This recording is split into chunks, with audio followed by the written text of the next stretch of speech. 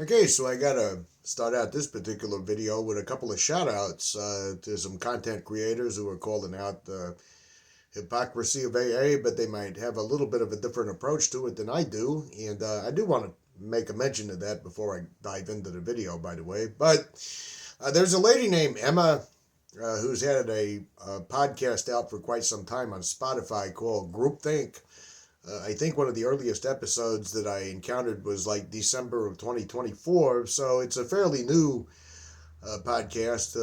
Some of it she's just interviewing people, some of it she's sharing her experiences. And I do want to issue a correction to something that I kind of found out by mistake. A few videos ago, I was talking about the TV dramas that I watch that are Scandinavian, that I like the Scandinavian murder mysteries and the detective films and some of the dark dramas and things of that nature. And I had mentioned the Dead Wind series, which comes out of Finland. And I did find out kind of by mistake, actually, that I've been incorrect when I categorized Finland as being a part of Scandinavia.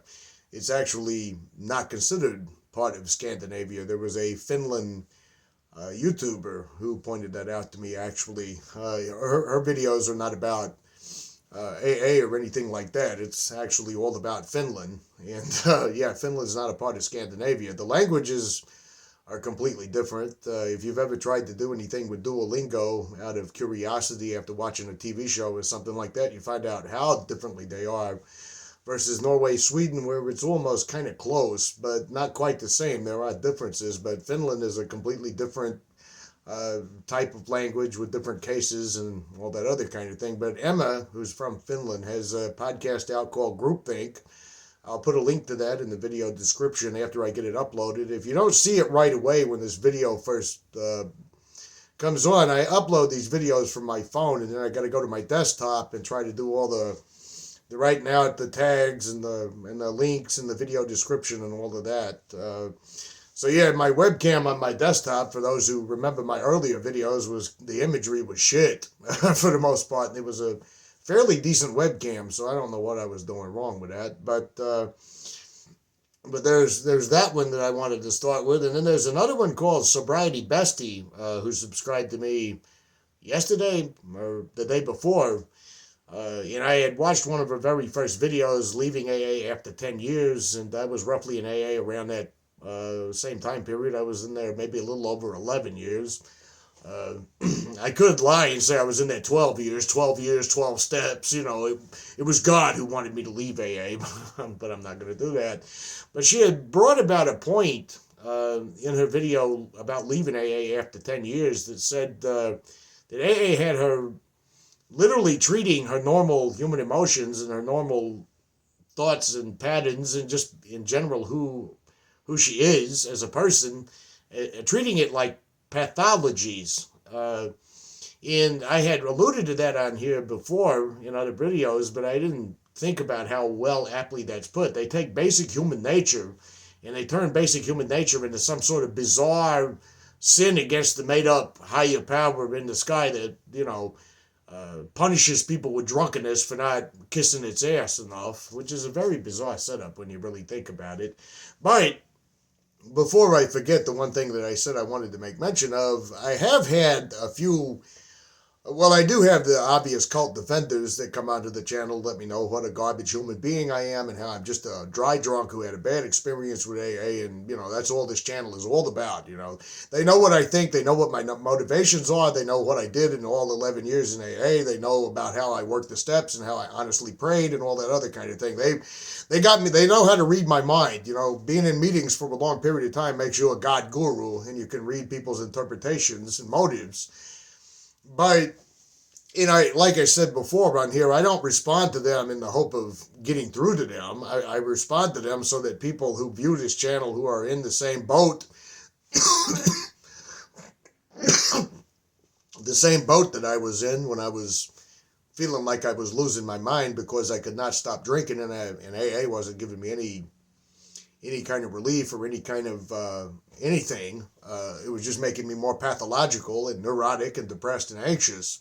Those are the people that need to see those comments. I don't give a shit about the AA defenders who love to roll in here with their insults and their cheap shots and their usual bullshit. I used to worry when I first started this channel that somebody could come along technically and say something about AA that was going to leave me without a response, lead me without knowing what I could say in return. And since that time, I'm not saying it couldn't happen tonight, or I'm not saying it couldn't happen in the future, but I've grown a lot more comfortable with the online bullshit that I get, because it's usually the same logical fallacies and it's the same assertions that AA has saved millions of people, which it never did. And they usually, the appeal to motivations with my character. You're just angry because AA didn't work for you. You're just a dry drunk, You never worked the steps. You never had a sponsor. And it's just the usual shit. They've never come at me with anything factual or anything rooted in any kind of reality, whereas I have mountains of evidence that supports my claim that AA is a cult religion, and that I have mountains of evidence that supports its less than honest origins. It's really funny how Bill W. lectures us about being absolutely honest and everything, when, he lied about how AA got started. He lied about how many founded members there were. He hid the connection it was to the religious Oxford group. But for today's video, actually, I was browsing through the online big book, which I sometimes do, and everything I was running across I've talked about on here already, and I might give it a more updated treatment. My allergies are acting up something terrible, so if you hear me coughing like you do on here, it's just the change in the weather. It's cold in the morning, it's hot in the afternoon, it's cold at night, and then it's raining 1 minute, and the sun is shining 1 minute, and pollen is out 1 minute, so that's what the hacking and coughing is. I may do some more big book topics in the future, because I feel that I've got a better understanding of logical fallacies, and I feel that I've got a better understanding to articulate things, unlike some of my earlier videos when I didn't really have a good grasp on. I knew that the material was bullshit, but I needed a more coherent, I think, response, other than say this is just bullshit. Even though AA people don't use logic or anything when they're coming at me. But so for this week, I was actually planning on diving into the 12 and 12 again. And one of the funny things is, like I said on Sobriety Bestie's channel, when she said AA had me turning my normal human behavior and my normal thoughts and emotions and who I am into some sort of bizarre pathologies. That's not her exact quote, but you get the meaning of it. And so it got me to looking at the moral inventories of Bill W., which reveals, no surprise, that he doesn't understand anything about human nature. He doesn't understand anything about human psychology. He doesn't understand anything about instincts or anything else. But he likes to talk like he does, and he likes to make sweeping generalizations for what everybody is suffering from and what everybody's problem is and what everybody needs to do. So this is coming out of step 4 in the 12 and 12, and he says, creation gave us instincts for a purpose. Oh, that sounds really grand, doesn't it? That would usually be the part in the meeting when you read it where all these people go, so deep, Also, I don't know if I really believe this is deep or not, but I got to make a show so the other people around me can watch me. For a bunch of people that claim that what other people think of them is none of their business, they're obsessed with image. Image is everything in an AA meeting.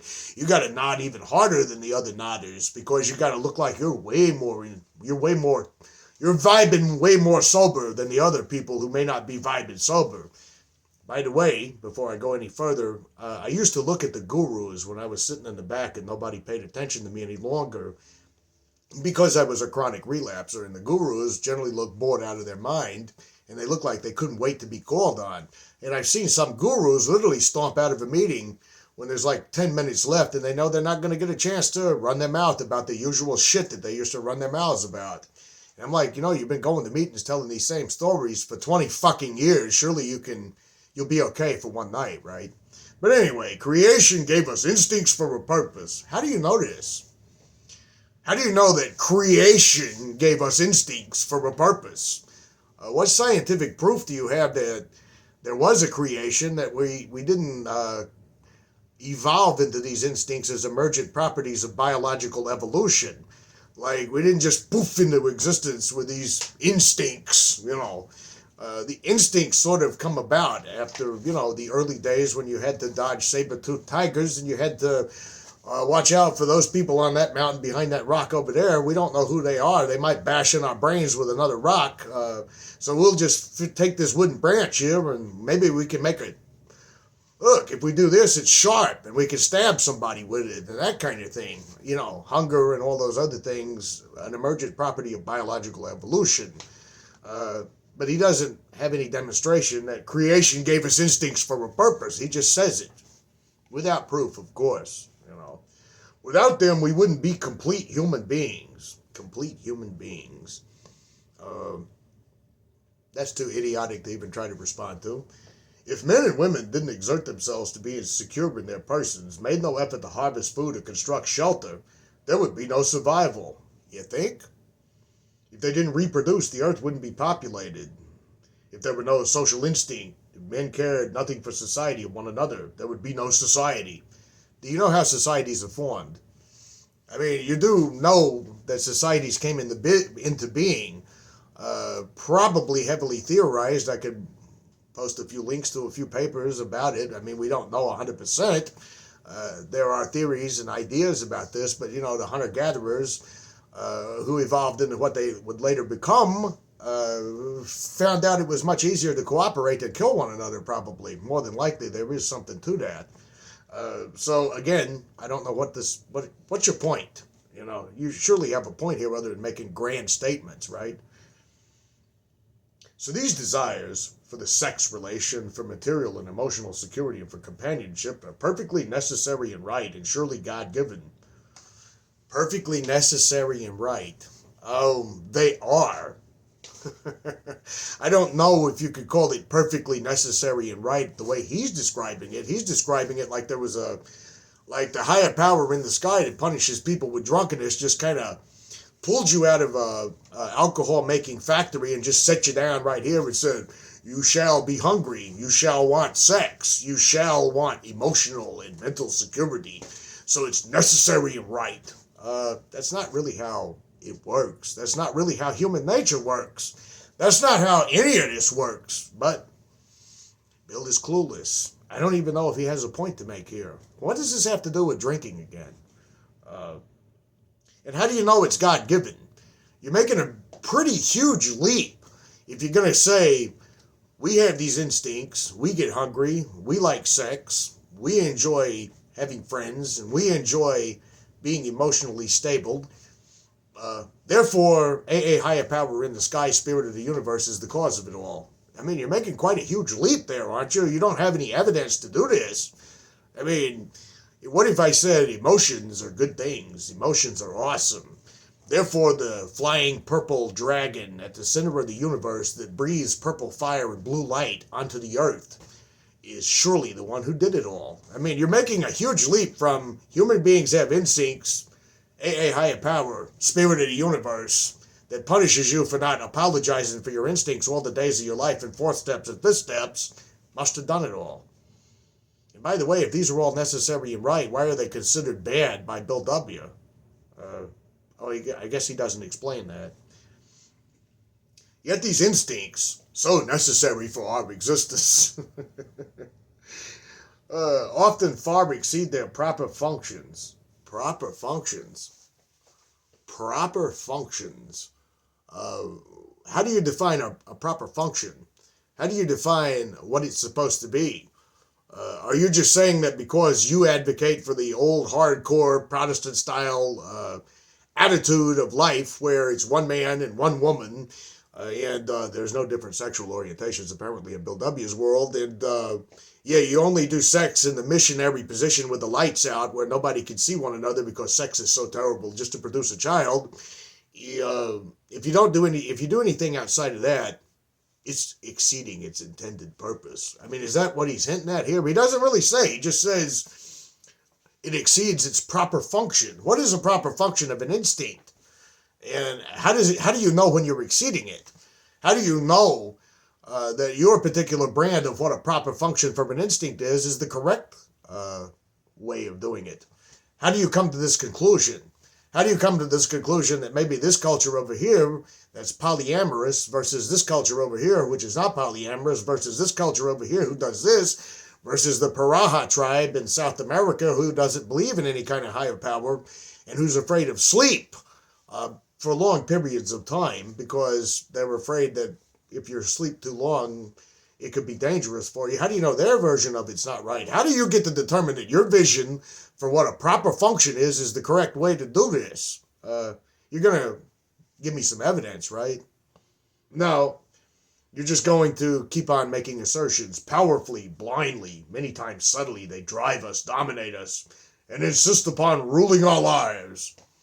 No. It's a funny thing here. Bill W. thinks all human behavior is because of an instinct exceeding its proper function. That's really strange here. So you're saying that childhood trauma, the environment you're raised in, the decade you're born in, the region of the world you're born in, the language you're subjected to, the culture that surrounds you, the peers you have in school growing up, the peers that you may have outside of school, all that other stuff has no bearing on who you are as a person.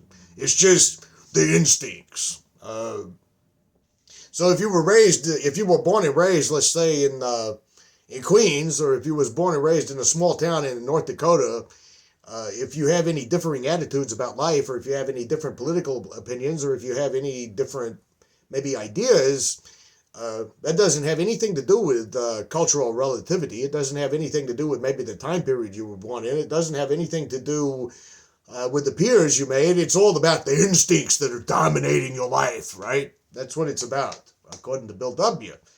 And how did you make this determination again?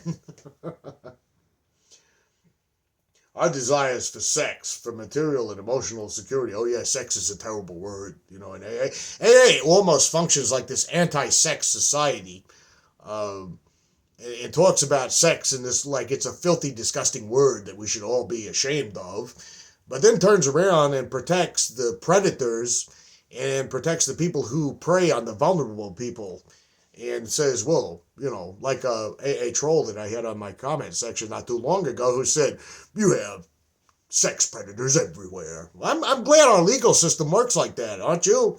Our legal system works like when you bring up a case in front of a judge and you say, this guy beat up my daughter and had his way with her, and the judge just looks at you and says, this happens everywhere. I mean, that's a wonderful justification you have for the shitty behavior that goes on in AA. The anti-sex society that protects sex predators. Okay. Our desires for sex and material and emotional security and for an important place in society often tyrannize us. No, they don't. No, they don't. I don't know what he's even talking about. He's painting a picture of something that I've never seen any evidence of, right? Even if you let's just take the Italian series Gomorrah that I totally love. Violent, brutal, pretty evil characters. Not too many sympathetic characters on that show. You could take a look at that particular environment that they're coming from and say, well, when you're in a situation, let's just say where poverty is everywhere, where there's not many chances to get ahead, where you don't really have a whole lot of people and options in front of you, this kind of thing sort of begins to take place. It's not because the instincts are driving them. It has everything to do with economics, with culture, with other things that's going on around here. Maybe I could keep going. There's a long, long list I could do here, but according to Bill, it's just the instincts. God, this man's a fucking moron. I don't know how I ever took any of this shit seriously. When thus out of joint, man's natural desires cause him great trouble. And how do you determine man's natural desires is out of joint? How do you determine that? What do you mean by out of joint? Can you show me a demonstration of somebody's natural desires being out of joint? What are you even talking about? Are you talking about what? Yeah, you haven't even given me a picture of what you mean. Imagine me coming up to you on the street saying, when men don't live properly, shit happens. Wouldn't you kind of want to know what properly means? Wouldn't you kind of want to know what I meant? And wouldn't you also kind of want to know what gives me the authority to decide this? Did God tell Bill W. this? Did Bill W. study anthropology? Did he study psychology? Did he study human nature? Where does he come up with all this? Because, I don't know, because he got fucked up on bathtub gin and hallucinated, and somebody from the Nazi supporting Oxford group told him to choose his own God. Now he's an expert on human behavior. I think the song by Bjork called Human Behavior has a better understanding of human behavior than this shit, you know. No human being, however good, is exempt from these troubles. Yeah, it's called life, but it doesn't have nothing to do with instincts. Children who are born with intellectual and physical disabilities, or people who have debilitating health conditions due to being forced to work in unsafe environments in a country that thrives on greed and in dirty factories, and people who are unable to straighten up their backs after picking crops in the field, like the old country song about picking cotton, it has nothing to do with instincts. It has to do with the situations and circumstances that their life has handed them, and it's not always a fair shake. And you're saying that troubles that people have, like if they turn to, like if someone steals because they're starving, or because you have genuine psychopaths in the world, or because you have genuinely evil people in the world, that somehow it all goes back to wanting more than your instinct should have. And an instinct is not how, is not what that's all about. Like, do you think some weird, sick, twisted fuckhead like Ted Bundy, who did what he did, was doing so because his instincts was out of joint or out of whack? Have you ever heard of, have you ever seen situations where people go through, let's just say, a traumatic experience, or they go through a combat situation and they develop PTSD, and that alters their reality of how they react to life? Does that have anything to do with instincts? But in his narrow-minded, simplistic little world, the only reason there's any problems in this world from people who drink heavy, not everybody else, just people who drink heavy, is because they want sex and emotional security. Wow, who knew? And no matter how good you are, you're not exempt. Nearly every serious emotional problem can be seen as a case of misdirected instinct. No, it's not. People who are abused as children, people who have had experiences in their life that shaped them, people who have lost their jobs that they thought that they had for the last 20 years, only to be told, kind of like in the Enron case, oh, by the way, all your retirement, it's gone. Everything you work for, it's gone. Or somebody who's putting in 80-hour weeks in a warehouse somewhere and stashing aside a little money somewhere, and then gets a debilitating health condition and is told by the insurance companies, it's really tough shit, we're not going to pay for everything, and you owe the hospital $200,000 now. Yeah, that's all about misdirected instinct, right? And any emotional problem you have, like, if you were born to abusive parents who beat you when you were a little kid, or you were subjected to a horrifying traumatic experience, like you were attacked as a teenager by some gang or something like that, that's all just misdirected instinct. Instincts and emotions might be in two separate categories, but I don't think Bill is smart enough to understand this. When that happens, our great natural assets, the instincts, have turned into physical and mental liabilities. Let me see if I can get this straight. Everybody who has an emotional disturbance or a problem, it's because of their instincts. And if your instincts cause you to have an emotional problem because you like to have sex and you like to have money so you can pay your bills and have a roof over your head, and if you like having friends around you because it is nice to have emotional support through hard times and good times, etc., your instincts are now liabilities. Do you have some kind of evidence for this? Do you have do you have anything other than the fact that you're just typing this? I mean, surely you have some basis that you made these conclusions on, right? You've had you're coming to these conclusions based on what exactly? What is it exactly that you're basing these conclusions on? Because if you don't have any evidence for this whatsoever, and you're just saying your instincts are bad, and if you like to have emotional security, or you like to make extra money in your job, you're just all fucked up. If that's all you're really doing, and you don't have any reason or basis whatsoever, or any authority to say this, or any qualifications, then I have no reason to pay any attention to you. I have no reason to do anything but dismiss this as anything more than just bullshit. Step 4. Oh, now he's going to introduce us to a solution without explaining to us the problem. Step 4 is our vigorous and painstaking effort to discover what these liabilities in each of us been. Our instincts are liabilities. I don't get this. And our step 4, we find out exactly how, why, and when our natural desires have warped us. No, we don't. I did 4 steps, and it's all about wallowing in guilt and shame. It's all about trying to find your part in something that you may not have had any part in. You know how many AA meetings I've sat in where I've heard people say, I had to find my part in being raped and molested as a child. Are you fucking kidding me?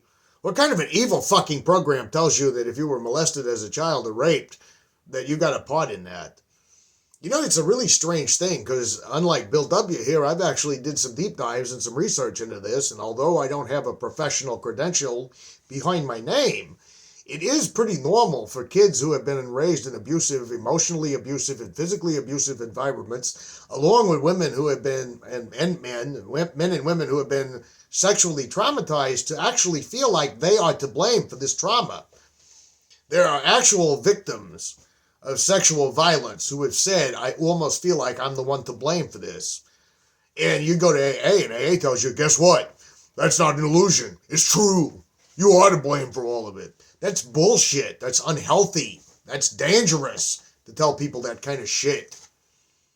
You know, the whole purpose of experiencing a trauma and trying to move past the trauma is to be told, this is not your fucking fault. It's not your fault that your dad was an abusive asshole who beat you up. It's not your fault that your dad was a fucking twisted weirdo who had his way with his own daughter. It's not your fucking fault.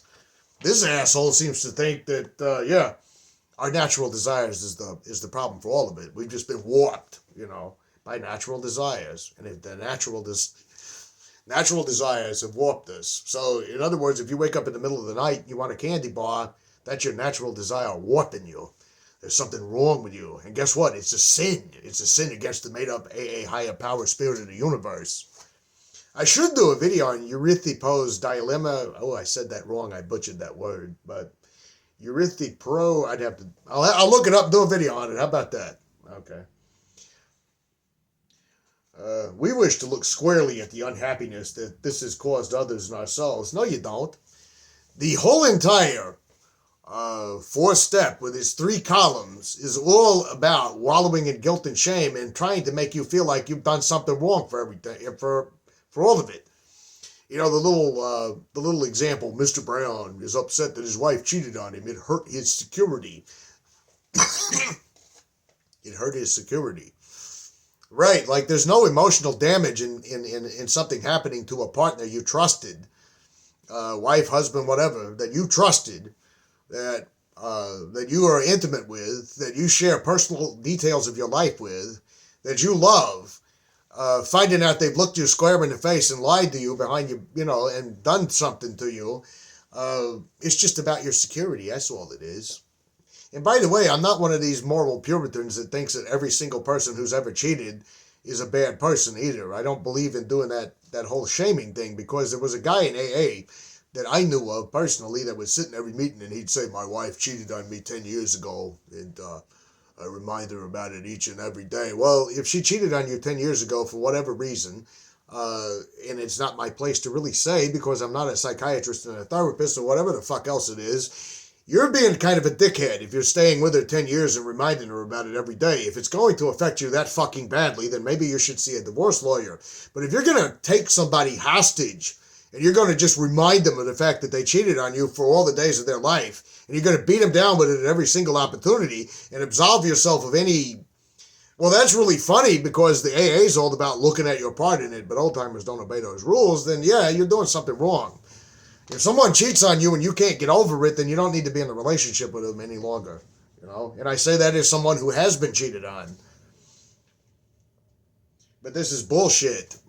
This is bullshit to say your natural desires warp you if something bad happens in the 4-step because it hurts your security. By discovering what our emotional deformities are, we can move towards their correction. by discovering what our emotional deformities are. An emotion is deformed. Emotional deformity? Seriously? I shouldn't even... This is so... And by the way, how do you move towards that correction?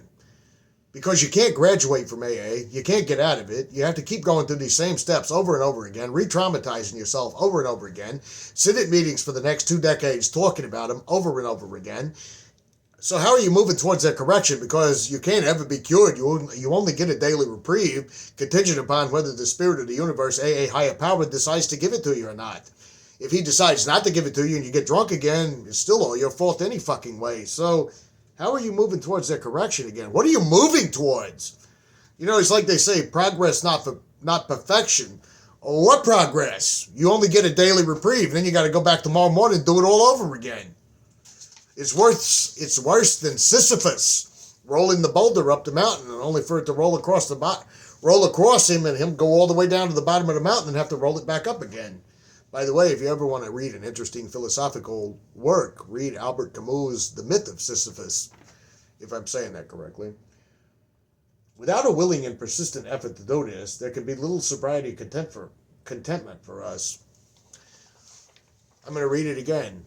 Without a willing and persistent effort to do this, there can be little sobriety and contentment for us. He's saying if you don't do this shit that he's outlining, which he has made no case as to why you should do this, he has made no case as to why this is necessary or how he has the authority to judge this. He's just saying you won't have any emotional contentment. Yet when I was in AA meetings with all the gurus and the old-timers, none of them seemed emotionally content. And the testimony of people all over the place that chime in on my comments all the time note the same kind of behavior. But I guess it's their instincts fucking them up again, right? By the way, I thought it wasn't my fault I was an alcoholic. You know, when I was in my first AA meeting, they were saying, just because you've done some bad things doesn't mean you're a bad person. Now they're telling me my emotions and my instincts are linked together and that I just want more security. And if I have sex, I'm just a horrible human being and I have an emotional deformity. But then they'll turn around and they'll say that you became alcoholic by self-imposed crisis in another chapter of the book. And then in another part of the book, they say it's the 7 deadly sins. And then in another part of the book, they say it's physical, right? It's something else. They can't make up their mind what the fuck it is. Let's see how much further I got to read this bullshit here. Without a searching and fearless moral inventory, most of us have found the faith which really works in daily life is out of reach. Oh my God. Assertion. Most of us. Who is most of us? You and the other 40 people that started the shit, half of whom disappeared within the first year. You know, there is a reason for a first edition, second edition, and all that other stuff. I mean, he did rip a bunch of people off that he promised money to, and a lot of others just went back to drinking and disappeared, and he just forgot about them. So who is most of us? And who's doing this searching and fearless moral inventory? By the way, you can't do a searching and fearless moral inventory if you've already figured out what the outcome of the whole entire thing is. You know, you're saying, well, my instincts fucked me up. My instincts came after me. You know, hunger and wanting clothes when it's cold. And I bought a jacket last winter because it was cold out there. And I thought the jacket looked cool. I mean, God, I mean, what kind of a horrible human being can I be for this shit? I mean, daily living is out of reach. What daily living? You sit in these fucking meetings all day long just saying the same shit over and over again. Really and truly, and I've ripped this off on here. I can't remember the guy that I got it from, or who the topic was about, but if I ever find his name, I'm not stealing from you, I will give you credit for it, but he said in his own practice in life that imagine you've got this little bitty thing right here that you're looking at the world through, right? And all of your life, somebody's coming along saying, don't turn that way, turn this way. No, don't turn this way, turn that way. Turn this way, look this way. Don't look up, look down. Keep yourself right here and all of that. You've got this thing going on most of the days of your life. Now imagine somebody comes along and knocks it away. And you got everything you can see. Matter of fact, I guess I'll close on, before I read my subscriber comment, there is kind of an intellectual exercise. Well, there's many ideas as to what they were trying, what Plato was trying to demonstrate with this. But he had a dialogue with Socrates, and Socrates never wrote anything, so we only have Plato's word that Socrates was involved in the dialogue, although oddly enough, Socrates died kind of like this particular dialogue. But Plato said, imagine you got these people, they're in a cave, and their arms are free, and I think he included that detail because it was important. Their arms are free, they can do whatever they want with their arms, but they got a chain around their neck and they got a chain around their feet, and they can't move very far, right? And their only interpretation of reality, now of course this is not a real place because it sounds like some bizarre, twisted horror fucking movie nightmare thing, but it's not. It's a dialogue meant to demonstrate a point. But he said, imagine the entirety of their life they've been like this, right? And the only thing that they know of to interpret reality with are these shadows on the wall, right? There's a shadow comes along the wall. Well, that's a cat right there. And there's a shadow comes along the wall. That's a dog. A shadow comes along the wall. That's a tree right there, right? This is what they're doing. And then he says, imagine somebody gets free of the chains, like somehow or the other. And I think it's important in the dialogue that their hands are free the whole time, because it kind of implies that to take the chain off around their neck and to take the chain off around their feet, all they got to do is reach up and do it, right? I'm chained. Well, wait a minute. My hands are free. Or I'm chained. My legs are chained. Well, my legs are free. Imagine if one of these guys gets free. And let's say he kind of walks out of the cave and he walks kind of up in the cave and he realizes these shadows on the wall, they're not even real things, right? There's a group of people, weirdos, I guess, but they've got these cardboard, well, not cardboard because it didn't exist in ancient Greece, but they've got these, let's just say puppets, or let's just say carvings, of cats, dogs, trees, all that stuff. And they're moving them in front of kind of a light like this back and forth. So the entire time you've been growing up in this cave, you've been looking at shadows and interpreting that as reality, but you're not even interpreting the real things or the shadows of the real things. You are interpreting images of images, right? You're seeing a shadow of a cardboard cat. I'm going to say cardboard because we're in the modern world here. You're seeing a shadow of a cardboard cat. Now let's just say the guy who looks at this, he's like, whoa, somebody's really been fucking with me. I've been looking at puppets my whole entire life. I've been looking at their fucking shadows here. What the hell's going on with this, right? So he gets out past them. He walks past them and he walks out of the cave and he walks into the sunlight and he's like blown away. He's like, whoa, that's what a real tree looks like. That's what a cat looks like. That's what a dog looks like. That's what women look like. That would make, wow. And he's looking around at reality and he's thinking, this is what it all looks like. This is a tree. This is a dog. This is a man. This is whatever. So he goes back into the cave and he goes back down into the cave. This is Plato's dialogue. And he says, imagine the guy goes back into the cave. Now he can't even see the shadows on the wall anymore because his eyes have gotten adjusted to the sunlight. He's been out in the sun. Now the cave looks like a black hole or something like that, right? He can't even see the images of the images any longer. And he tells the other people chained in the cave, he tells them, hey, these people are fucking manipulating and lying to us, right? You're not looking at cats. You're not looking at dogs. You're not looking at trees. You're looking at shadows of imagery of puppets, of cardboard cutouts. You're not seeing the real thing. The real thing is out here behind you. Take these chains off and walk with me out of this cave, out into the sun. There's a sun out there. There's trees out there. There's dogs out there. There's cats out there. There's people out there. There's homes out there. Plato ends the dialogue with, and imagine if that happened, the people in the cave would say the guy who got out of the cave, who got into the sunlight, who saw the real world, has been severely harmed by this experience, by leaving the cave.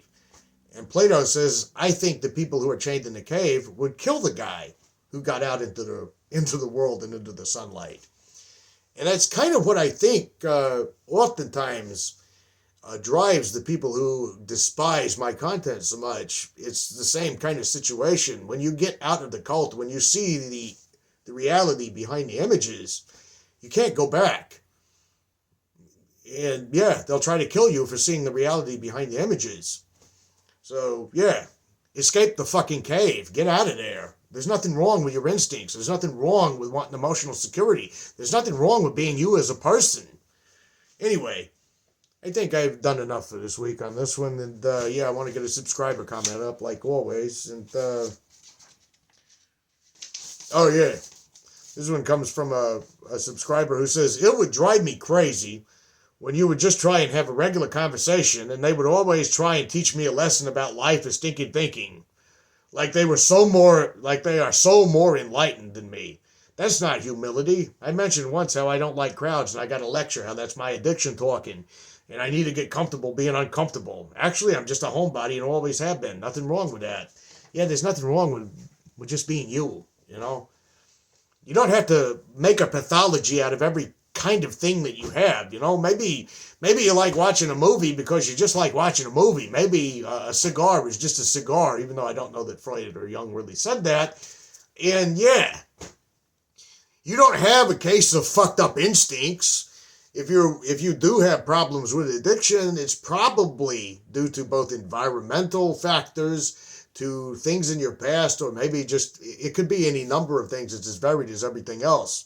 But I'm willing to bet that most people, if they're drinking too heavy, I didn't mean to say most people like it's fact, like Bill fucking W would do, but I would be willing to bet that a lot of people who are drinking too heavily have something that's going on in their life that's making them unhappy. And it's not just them, and it's all their fault that it's happening. I guarantee you something is going on with them that's making them feel like they have no other out but to drink.